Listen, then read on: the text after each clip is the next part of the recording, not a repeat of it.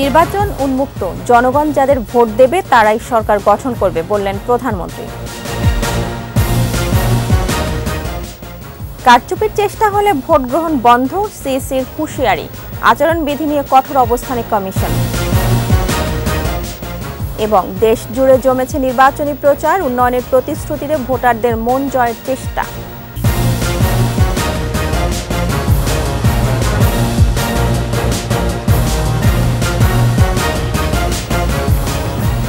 শুনছিলেন first security ইসলামী bank limited সংবাদ শিরোনাম। আমন্ত্রণ 21 দেশের সংবাদে আপনাদের সাথে আছি মহিমা পলি। দর্শক, 21 টেলিভিশনের সংবাদ একই সাথে সরাসরি দেখতে পাবেন আমাদের ফেসবুক পেজ www.facebook.com/2124 অনলাইনে। আওয়ামী লীগ সভাপতি শেখ হাসিনা বলেছেন, বিএনপি কোনো রাজনৈতিক দল নয়, সন্ত্রাসী দলটির হাতে বাংলাদেশকে তুলে দেয়া হবে না।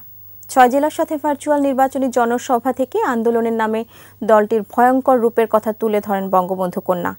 আওয়ামী লীগ সভাপতি বলেন, জনগণ সুষ্ঠুভাবেই তাদের ভোটের অধিকার প্রয়োগ করবে। প্রণব চক্রবর্তী রিপোর্ট। দ্বাদশ জাতীয় সংসদ নির্বাচন উপলক্ষে আওয়ামী লীগের ভার্চুয়ালি জনসভায় যোগ দেন আওয়ামী লীগ সভাপতি শেখ হাসিনা। সীমানায় তারা কিছু করতে পারে নাই। দ্বিতীয় দফার জনসভায় কুষ্টিয়া, ঝিনাইদহ, সাতক্ষীরা, নেত্রকোনা, রাঙামাটি ও বরগুনার সাথে যুক্ত হন শেখ হাসিনা। স্থানীয় নেতাদের বক্তব্যও শোনেন তিনি।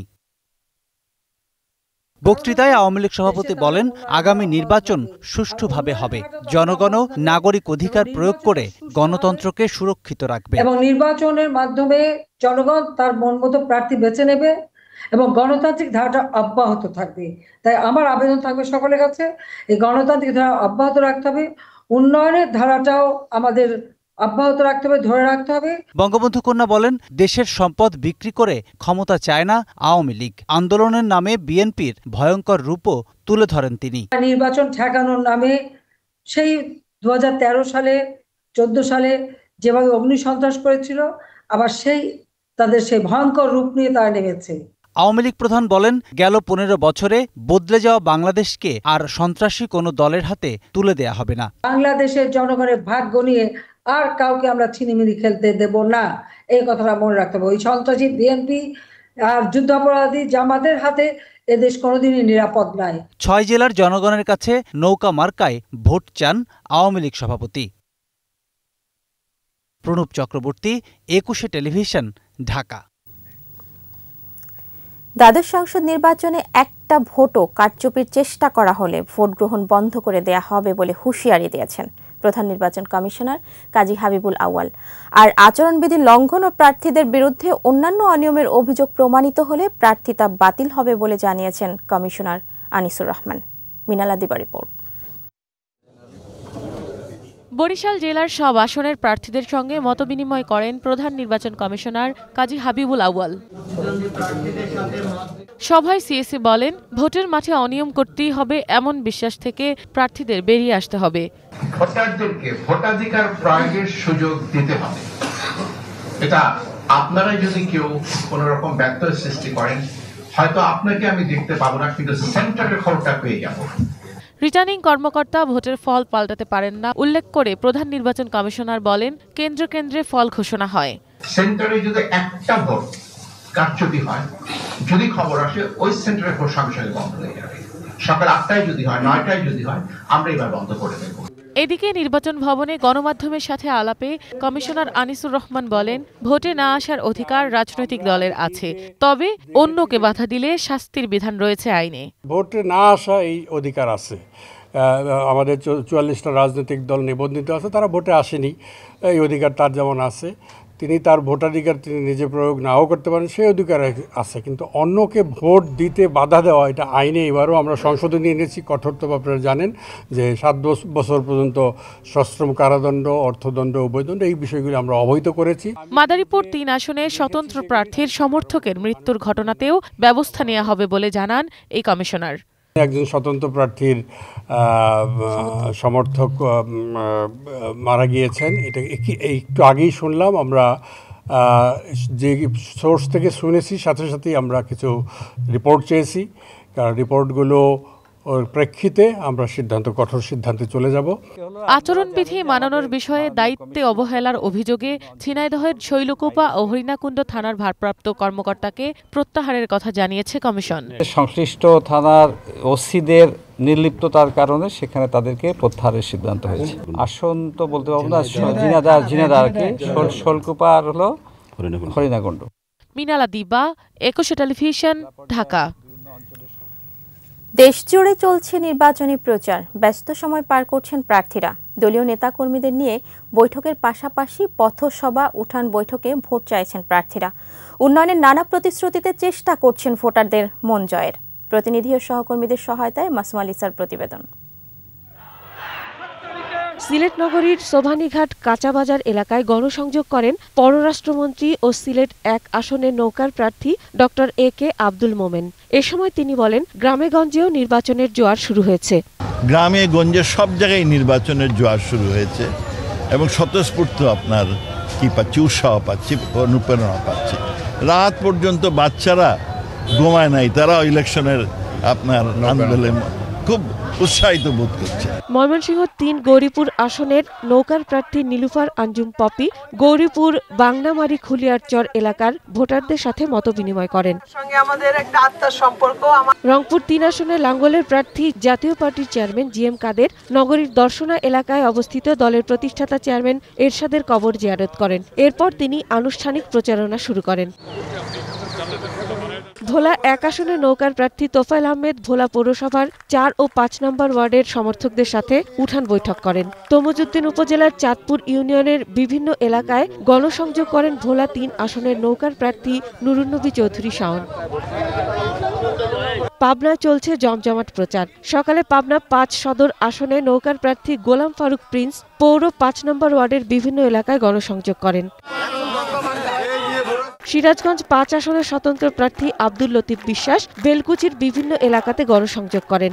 আর সিরাজগঞ্জ ১ আসনের নৌকার তানভীর শাকিল জয় চরকাদাহ গ্রামে উঠান বৈঠক করেন। আগামী ৭ই জানুয়ারি নির্বাচনে নোয়াখালীর ৬টি আসনের প্রার্থীরা প্রচারণা চালিয়ে যাচ্ছেন। নোয়াখালী ৪ আসনের বিভিন্ন এলাকায় গণসংযোগ ও পথসভা করেছেন স্বতন্ত্র প্রার্থী অ্যাডভোকেট শিহাবুদ্দিন শাহীন। টাঙ্গাইল ৫ আসনের কাকুয়া ইউনিয়ন মহিলা আওয়ামী লীগের আয়োজনে নির্বাচনী সভা হয়েছে। মাসুমা লিসা, একুশে টেলিভিশন। দর্শক, নির্বাচন নিয়ে আরো খবরাখবর জানাবো গাজীপুর প্রতিনিধি অপূর্ব রায়ের কাছ থেকে। গাজীপুর জেলাতে 5টি আসনে নির্বাচনী প্রচারণা পুরোদমে শুরু হয়েছে। প্রার্থীরা সকাল থেকেই বিরামহীনভাবে তারা প্রচারণা চালিয়ে যাচ্ছেন বিভিন্ন হাট বাজার ও ভোটারদের দাঁড়ে দাঁড়িয়ে গিয়ে। গাজীপুর জেলায় 5টি আসনে মোট 37 জন প্রার্থী প্রতিদ্বন্দ্বিতা করছেন। আর এই জেলাতে মোট ভোটার হলো 26,14,000। আর ইতিমধ্যেই গাজীপুর জেলার 5টি আসনের মধ্যে 2টি আসনে নির্বাচনী সংশ্লিষ্ট যারা রয়েছেন এবং নির্বাচনী যারা পুলিং এজেন্ট এবং প্রিজাইডিং অফিসার যারা দায়িত্ব পালন করবেন তাদের কিন্তু প্রশিক্ষণ শুরু হয়ে গেছে। আজকে সারাদিনব্যাপী শ্রীপুরে প্রশিক্ষণ ছিল। সামনে আরও 3টি উপজেলায় এই প্রশিক্ষণ চলবে।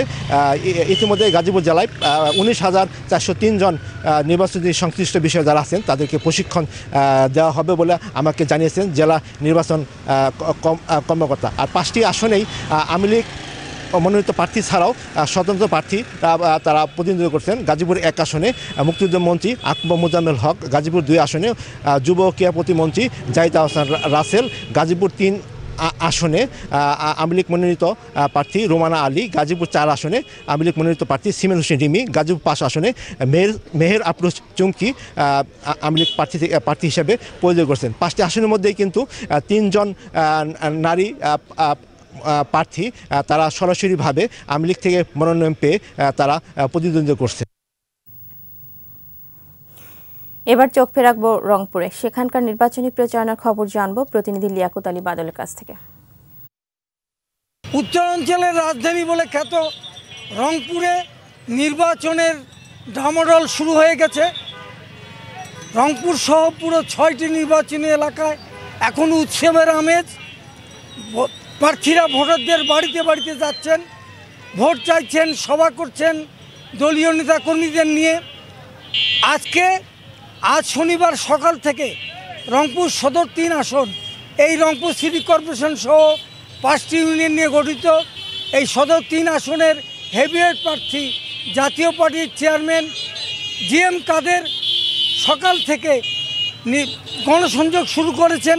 তিনি বিভিন্ন এলাকায় গেছেন, ভোটারদের কাছে ভোট চাইছেন, দোয়া চেয়েছেন। একইভাবে রংপুরের আর যে 5টি আসন আছে সেখানেও প্রার্থীরা ভোটারদের কাছে যাচ্ছেন, ভোট প্রার্থনা করছেন। মাইকিং চলছে, প্রচারণা চলছে। ভোটারদের মধ্যে যে উৎসবের আমেজ সৃষ্টি হয়েছে, তাতে করে এবারের নির্বাচনে বিপুল সংখ্যক ভোটার নির্বাচনের দিন উপস্থিত থাকবেন, এমনটাই প্রত্যাশা করছেন প্রার্থী ও দলের সমর্থকরা। আলোক হেলথ কেয়ার অ্যান্ড হাসপাতাল ভোটের খবর।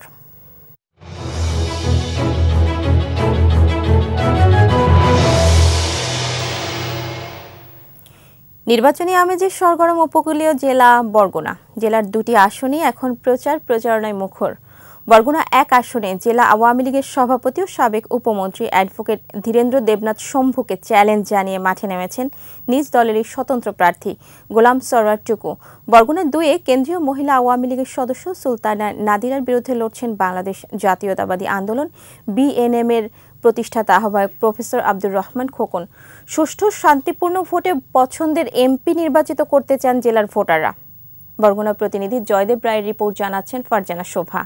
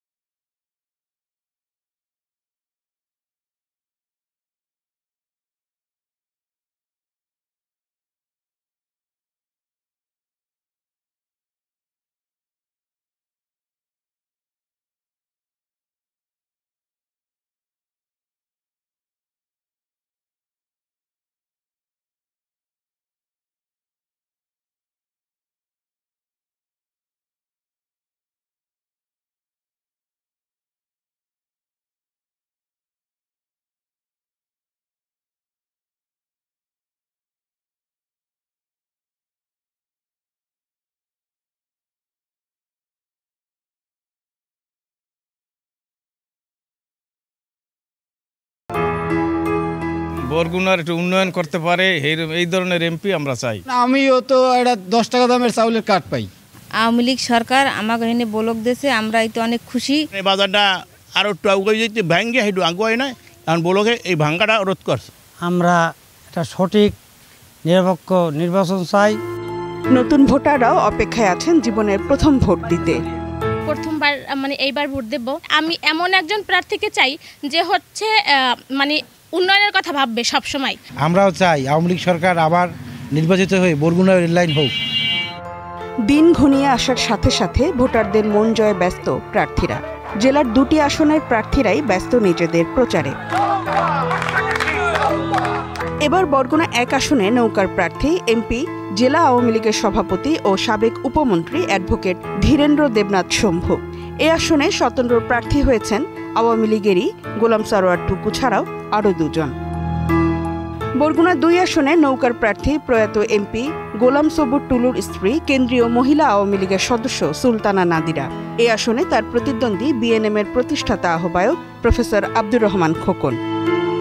2টি আসনেই নৌকার প্রার্থীরা জয়ী হবে বলে আশাবাদী জেলা আওয়ামী লীগ। মাননীয় প্রধানমন্ত্রীর তার যে সফলতা এবং তার যে জনগণের প্রতি গভীর ভালোবাসা, তার ফলশ্রুতিতে মানুষ শেখ হাসিনাকে ভোট দেবে, নৌকায় ভোট দেবে, আওয়ামী লীগকে ভোট দেবে এবং আমি তাদের একজন কর্মী হিসেবে তারা আমাকে ভোট দেবে। বরগুনা 1-এ লড়াই হবে বলেই জানালেন স্বতন্ত্র প্রার্থী টুকু। আর BNM প্রার্থী জানালেন বরগুনা 2 আসনে নৌকার সাথেই তাদের লড়াই হবে। আমি মেহনতি মানুষের সাথে চিরদিন ছিলাম, দুর্নীতির বিরুদ্ধে ছিলাম, শোষক শ্রেণীর বিরুদ্ধে ছিলাম, দুর্নীতিবাদদের বিরুদ্ধে ছিলাম, অত্যাচারীর বিরুদ্ধে ছিলাম। আমি চিরকাল শোষিত মানুষের পক্ষে ছিলাম, আমি এখনো শোষিত মানুষের পক্ষে আছি। মানুষ আমাকে সেভাবেই গ্রহণ করছে। এই অঞ্চলের মানুষের ভাগ্য পরিবর্তনের জন্য, তাদের জীবনের দৈনন্দিন জীবনের উন্নতি করার জন্য, তাদের মুখে হাসি ফোটাবার জন্য যা যা করা প্রয়োজন আমি সবগুলো করার চেষ্টা করব। বরগুনা 1 আসনে মোট ভোটার রয়েছে 4,14,402 আর বরগুনা 2-এ ভোটার সংখ্যা 6,82,768 জন। ফারজানা শোভা, 21 টেলিভিশন। নিচে বিরতি, যখন ফিরছি তখন অন্যান্য খবরের সঙ্গে আরও থাকবে। চট্টগ্রামে প্রার্থীদের সাথে প্রশাসনের বৈঠক, অস্ত্র ব্যবহার ঠেকাতে কঠোর অবস্থানে পুলিশ।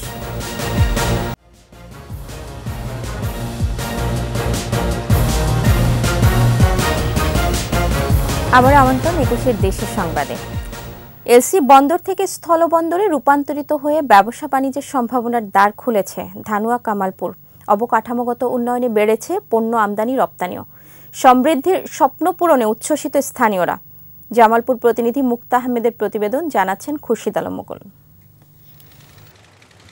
47-এ দেশ বিভাগের আগে ভারতে আমদানি রপ্তানি হতো ধানুয়া কামালপুর এলসি বন্দর দিয়ে। পাকিস্তান আমলে স্থলবন্দরে রূপ নিলেও 1965 সালের যুদ্ধের পর বন্ধ করে দেয় ভারত সরকার। 1974 সালে এলসি বন্দর হিসেবে ফের যাত্রা শুরু ধানুয়া কামালপুরের। 57 বছর পর গেল 14 নভেম্বর আবারও স্থলবন্দরে মর্যাদা দিয়ে উদ্বোধন করেন প্রধানমন্ত্রী শেখ হাসিনা। ভারতের মেঘালয় থেকে পাথর, কয়লা, মশলা, মাছের পোনা ও কটন ওয়েস্ট আমদানি এবং সরকার অনুমোদিত পণ্য রপ্তানি করে 2022-23 অর্থ বছরেই বন্দরের রাজস্ব আয় 7 কোটি টাকা। কিছুদিন আগে মাননীয় প্রধানমন্ত্রী এখানে এটারে আরও উন্নত করার জন্য 7 কোটি টাকার একটা উন্নয়নের কাজ হয়েছে। এই স্থলবন্দরের মাধ্যমে এখানে বক্সিগঞ্জের যত ব্যবসায়ী আছে সবাই ব্যবসা করছে। এই এলাকার মানুষ যারা ভারতের সাথে ব্যবসা বাণিজ্য এবং আত্মীয় স্বজনের বাড়িতে বেড়ানোর জন্য সুবিধা হয়েছে। স্থলবন্দরটি চালু হয়েছে, এটা প্রতিদিন প্রায় 7 থেকে 8 হাজার শ্রমিক কাজ করে, নারী এবং পুরুষ মিলে। জীবনমানে পরিবর্তনের ছোঁয়া লাগার আশাও স্থানীয়দের। বর্তমানে ব্যবসায়ীদের মধ্যে অনেক উৎসাহ দেখা যাচ্ছে এই বন্দর নিয়ে। ভবিষ্যতে এই বন্দর দিয়ে আরো ব্যবসা প্রসারিত হবে বলে আমরা মনে করছি। ইতিমধ্যে আমরা স্থলবন্দরে আমদানি শুরু হয়ে গেছে। প্রতিদিন প্রায় 1 থেকে 150 করে গাড়ি স্থলবন্দরে আমদানি হচ্ছে। ইমিগ্রেশন পয়েন্ট যদি এখানে উদ্বোধন করা যায়, ভ্রমণ, চিকিৎসা, শিক্ষা এবং অন্যান্য পর্যটন সংক্রান্ত ভারত গমনের কাজে স্থলবন্দরটির ব্যবহার করতে পারবে। ধানুয়া কামালপুর স্থলবন্দরে দ্রুত ইমিগ্রেশন চালুর দাবিও সবার। খুরশিদ আলম মুকুল, 21 টেলিভিশন। ঠাকুরগাঁওয়ে বেড়েছে আলুর আবাদ। গত মৌসুমে ভালো দাম পাওয়ায় জেলার কৃষকরা ঝুঁকেছেন আলু চাষে, কিন্তু বীজ, সার, কীটনাশক সহ প্রয়োজনীয় উপকরণের দাম ও শ্রমিকের মজুরি বাড়ায় হিমশিম খাচ্ছেন কৃষকরা। কৃষি কর্মকর্তারা বলছেন, লক্ষ্যমাত্রার চেয়ে এবার জেলায় আলুর আবাদ বেড়েছে অন্তত 3000 হেক্টর জমিতে। ঠাকুরগাঁও প্রতিনিধি SM জসিমউদ্দিনের রিপোর্ট, জানাচ্ছেন রত্না জামান। আমন কাটার পরপরই জমিতে পুরোদমে আলুর বীজ বপন ও চারা পরিচর্যায় ব্যস্ত ঠাকুরগাঁওয়ের কৃষাণীরা। কৃষি অধিদপ্তরের তথ্য মতে জেলায় চলতি মৌসুমে এবার 25,684 হেক্টর জমিতে আলু আবাদ হচ্ছে। উৎপাদনের লক্ষ্যমাত্রা 6,50,000 মেট্রিক টন। এরই মধ্যে 25,644 হেক্টর জমিতে বীজ বপন শেষ হয়েছে। গতবারের চেয়ে এবার 3,000 হেক্টর বেশি জমিতে আলু চাষ হচ্ছে। কৃষকরা বলছেন, গত বছরের তুলনায় এবছর আলুর বীজ, সার, কীটনাশক, সেচের জন্য জ্বালানি, তেল সহ শ্রমিকদের মজুরি বেশি। এবার বিঘা প্রতি প্রায় 30,000 টাকা বাড়তি খরচ হচ্ছে। এ কারণে উৎপাদিত আলুর ন্যায্য মূল্য পাওয়া নিয়ে এখনই কিছুটা দুশ্চিন্তায় চাষিরা। আশা ভালো ফলনের। পাবলিকেরটা নিলে 50, আর যদি আপনার কোম্পানির কোনো বীজ দেন তাহলে 65 এরকম, কিন্তু দাম বেশি বীজের অন্য বারের তুলনায়। 30 থেকে 35,000 টাকা বিঘা প্রতি মনে করেন যে খরচা আছে। তারপরেও মনে করেন যে আমরা চেষ্টা করে যাচ্ছি আবাদ করার জন্য। দেখা যাক এখন উপরওয়ালা আর কি করে। গেলবার আলু কিনছিলাম 38,000 টাকার আলু, যে 2-1 একর হয়ে গেছিল। এবার আমাকে লাগছে 55,000 টাকার আলু একরে। এবারে রোপণ করেই যে প্রথম শেষ পানি দিতেই মোটামুটি 50,000 চলে গেছে। আগামীতে আরো 20,000 মোটামুটি খরচা হতে পারে। এদিকে কৃষি কর্মকর্তা বলছেন, আলু আবাদে প্রান্তিক কৃষকদের কারিগরি সহযোগিতা সহ সব ধরনের পরামর্শ দেয়া হচ্ছে। এবার আলু যেহেতু দাম বেশি ছিল বাজারে, সেক্ষেত্রে অনেক কৃষকই আলু উৎপাদনে আগ্রহী হয়ে তারা আলু আরও রোপণ করবেন এবং আমাদের এই গত বছরের যে অর্জন বা আমাদের যে লক্ষ্যমাত্রা বলছি এবার, সেটি থেকে কিন্তু আমরা আশা করছি হয়তো 2 থেকে 3,000 হেক্টর জমিতে বেশি আলু রোপণ হবে। ন্যায্য মূল্য প্রাপ্তিসহ আলু চাষের যাবতীয় আনুষঙ্গিক খরচ সহনীয় পর্যায়ে রাখার দাবি আলু চাষিদের। রত্না সামান, 21 টেলিভিশন। এবার চট্টগ্রাম সংবাদ।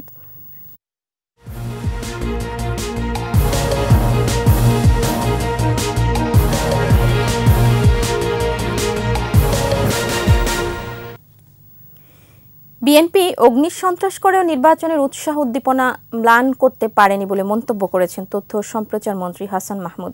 চট্টগ্রাম নগরীর দেওয়ানজি পুকুর লেনের OINT সেন্টারে সাংবাদিকদের সাথে মতবিনিময় ও সমসাময়িক বিষয়ে ব্রিফিংকালে কথা বলেন তিনি। আরও বলেন, নির্বাচনে উৎসাহ উদ্দীপনায় দিশেহারা হয়ে অসহযোগ কর্মসূচি দিয়েছে বিএনপি। তাদের নেতাকর্মীরাই এই কর্মসূচিতে সহযোগিতা করছে না বলে মন্তব্য করে তথ্যমন্ত্রী। বলেন, অগ্নিসন্ত্রাসের বিরুদ্ধে কঠোর অবস্থানে সরকার। যে সমস্ত বিদেশিদের কাছে তারা বারে বারে ধর্ণা দিত, সেই বিদেশিরাও এখন নির্বাচন যাতে সুষ্ঠু হয়, নির্বাচনে যাতে কেউ বাধা না দেয়, সেই কথাই বলছে। এই অগ্নিসন্ত্রাস করেও নির্বাচনী আমেজ বা নির্বাচনের যে উচ্চ উদ্দীপনা, সেটিকে কোনোভাবেই তারা ম্লান করতে পারছে না। কার্যত ওই কথ্য বাংলায় যেটি বলে, বিএনপির নির্বাচন বর্জনের ডাক ফিউজ হয়ে গেছে। দ্বাদশ জাতীয় সংসদ নির্বাচনে আচরণবিধি মেনে চলতে প্রার্থীদের সতর্ক করেছেন জেলার দায়িত্বপ্রাপ্ত রিটার্নিং কর্মকর্তা ও চট্টগ্রাম জেলা প্রশাসক আবুল বাশার মোহাম্মদ ফখরুজ্জামান। চট্টগ্রামের 9টি আসনের প্রার্থীদের সাথে মতবিনিময় সভায় একথা বলেন তিনি। এদিকে অস্ত্র ব্যবহার রোধে কঠোর পদক্ষেপের কথা জানিয়েছেন জেলা পুলিশ সুপার। ইফরাজ নূরের ক্যামেরায় একরামুল হকের প্রতিবেদন, জানাচ্ছেন রত্না জামান। চট্টগ্রাম সার্কিট হাউসে 9টি আসনের প্রার্থীদের সাথে মতবিনিময় করেন রিটার্নিং কর্মকর্তা। তিনি বলেন, সভা সমাবেশ করার 24 ঘন্টা আগে রিটার্নিং কর্মকর্তার অনুমতি নেয়ার কথা থাকলেও অনেক প্রার্থী তা মেনে চলছেন না। প্রতিদ্বন্দ্বী প্রার্থীদের কাছ থেকে তাদের বিভিন্ন অভিযোগ, তাদের মতামত, পরামর্শ আমরা গ্রহণ করেছি। দু একটি জায়গায় বিচ্ছিন্ন ঘটনা ঘটেছে, সেই ঘটনাগুলোর বিষয়ে প্রতিদ্বন্দ্বী প্রার্থীগণ যখন আমাদের কাছে অভিযোগ করেছেন, আমরা তাদেরকে জানিয়েছি যে প্রত্যেকটি অভিযোগের সুনির্দিষ্টভাবে ব্যবস্থা গ্রহণ করা হয়েছে। মতবিনিময় সভায় প্রার্থীরা একে অপরের বিরুদ্ধে পাল্টাপাল্টি অভিযোগ করেন। প্রচারণায় আমাদের দলীয় নেতা কর্মীদেরকে হুমকি দেওয়া হচ্ছে। গতকাল আমার একটা এলাকায় আমার একটা সমর্থককে হাড় ভেঙে দেওয়া হয়েছে। এখানে হামলা চলেছে, সেটা আমাদের থেকে প্রায় 15 কিলোমিটার দূরে। নৌকার প্রার্থী যে হামলাটা হয়েছে, আমি যতটুকু জানি এটা মেম্বার আর চেয়ারম্যানের মধ্যে দ্বন্দ্ব। এই দ্বন্দ্বের প্রতিশ্রুতি হিসাবে এটা ঘটনা ঘটেছে। এটা আমাদের রাজনীতির সাথে, নির্বাচনের সাথে কোনো সম্পর্ক নাই। পোস্টার ব্যানার বিভিন্ন এলাকায় ছেড়ে ফেলতেছে এবং আমার কর্মীদের উপর হামলা হচ্ছে। এদিকে জেলার আইন শৃঙ্খলা রক্ষায় অস্ত্রের ব্যবহার রোধে অভিযান পরিচালনা করার কথা জানায় পুলিশ। এই তফসিল ঘোষণা পরবর্তী যেখানে যেখানে প্রবলেমগুলো হয়েছে, প্রত্যেকটা জায়গায় যারা তারা আইন শৃঙ্খলা বিঘ্ন করেছে তাদের এগেনস্টে আমাদের মামলা হয়েছে এবং প্রত্যেকটি মামলায় আমরা গ্রেপ্তার করেছি। নির্বাচন পর্যন্ত আমাদের অভিযান চলবে, এখন নির্বাচন পরবর্তী অভিযান চলবে। এবারের নির্বাচনে প্রতিটি আসনে 2 বা ততোধিক প্রার্থী থাকায় জমে উঠেছে নির্বাচনী আমেজ। ফলে নির্বাচনকে আরও উৎসবমুখর ও অংশগ্রহণমূলক করতে কমিশনকে কঠোর হওয়ার পরামর্শ বক্তাদের। রত্না সামান, 21 টেলিভিশন। চট্টগ্রামে অনুষ্ঠিত হয়েছে দ্বাদশ জাতীয় সংসদ নির্বাচন পর্যবেক্ষণ বিষয়ে প্রশিক্ষণ কর্মশালা। বাংলাদেশ নির্বাচন কমিশন নিবন্ধিত পর্যবেক্ষক সংগঠনের মোর্চা ইলেকশন মনিটরিং ফোরামের উদ্যোগে চট্টগ্রাম চেম্বারে ট্রেড সেন্টার ভবনের বঙ্গবন্ধু হলে এই কর্মশালা অনুষ্ঠিত হয়। এতে প্রধান অতিথি ছিলেন ইলেকশন মনিটরিং ফোরামের চেয়ারম্যান অধ্যাপক মোহাম্মদ আবেদ আলী। তিনি বলেন, নির্বাচন যেন কোনোভাবেই প্রশ্নবিদ্ধ না হয় সেদিকে নজর রয়েছে তাদের। তবে ভোটারদের উপস্থিতি বাড়াতে প্রার্থীদের জোরালো প্রচারণা চালানোর আহ্বান জানান তিনি। এতে বক্তব্য রাখেন চট্টগ্রাম বিশ্ববিদ্যালয়ের সাবেক উপাচার্য professor doctor Iftekhar Uddin Chowdhury, Chattogram chamber পরিচালক ওহিদ সিরাজ চৌধুরী স্বপন।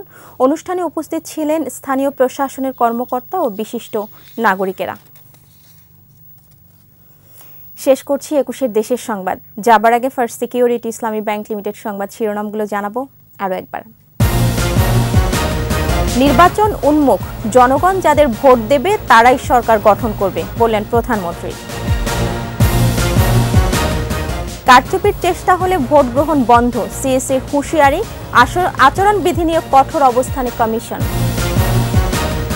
এবং দেশ জুড়ে জমেছে নির্বাচনী প্রচার, উন্নয়নের প্রতিশ্রুতিতে ভোটারদের মন জয়ের চেষ্টা।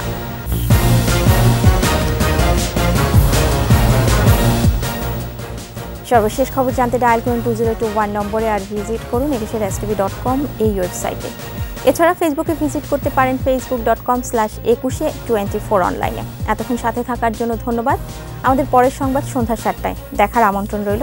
একুশের সাথেই থাকুন।